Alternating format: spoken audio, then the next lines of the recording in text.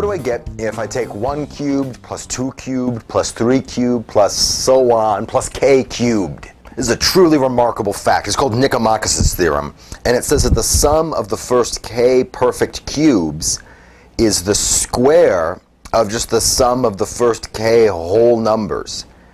I mean, it's really a remarkable fact that these two things are equal, right? I mean, it just doesn't look like this should be true at all, but it is. Now, once you believe something like this, you could rewrite this sum of cubes formula in maybe a slightly easier way, right? Once you've got this sum of cubes is the square of just the sum of the first k whole numbers, well, we've already know a formula for the sum of the first k whole numbers. It's k times k plus 1 over 2, and I'm just squaring that. So now here is a formula for the sum of the first k perfect cubes. It's k squared times k plus 1 squared over 4, right? I just took this formula and squared it.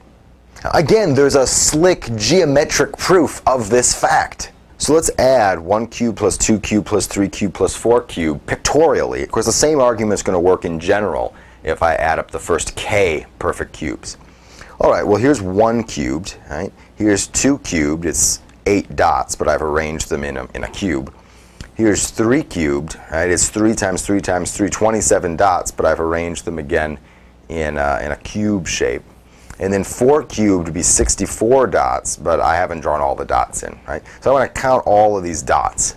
And the trick is to rearrange these dots. So that's how most of these sort of pictorial arguments end up going. So I'm going to rearrange these dots like this. So here I've made a square, and here's the 1 cube, right? I just a 1 dot. Here's the 2 cube, but I've rearranged it where one of the layers of the 2 by 2 by 2 cube is right here, and I split the other layer in half. So if I take this vertical 2 by 1 piece and this horizontal 1 by 2 piece, I can rearrange them to make a 2 by 2 square that I stack on top of that one, which then gives me this again. Here's the 3 by 3 by 3 cube. It's 3 3 by 3 squares. Here's the 4 by 4 by 4 cube. It's 4 squares, but that top square has been cut in half, right? So this piece here and this piece here would combine to give me another 4 by 4 square, which I could stack on top of these 3 to recover the 4 by 4 by 4 cube. Now I could put 5 by 5 squares around, and then around that I could put 6 by 6 squares, but I'd cut one of those squares in half just like this. So the even layers I use a square that's been cut in half, and the odd layers I can just stack them down. The point here is that I end up producing a square whose side length is 1 plus 2 plus 3 plus 4, and of course this is being general, right? It would be plus k. So this is 1 plus 2 plus 3 plus 4. I've rearranged the sum of cubes into a square, and that side length of that square is the sum of the first k whole numbers.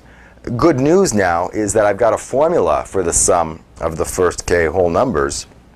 It's k times k plus 1 over 2.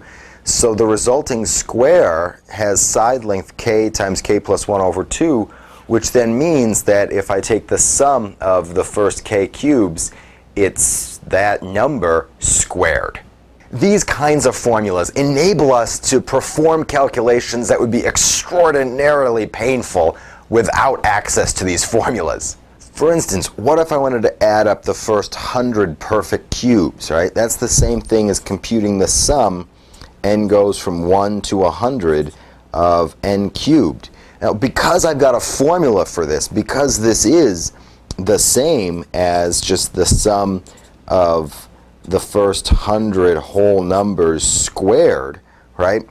I know how to compute this, right? What's the sum of the first 100 whole numbers? Well, it's 100 times 101 over 2. I just have to square that. What's 100 times 101 over 2? What's the sum of the first 100 numbers?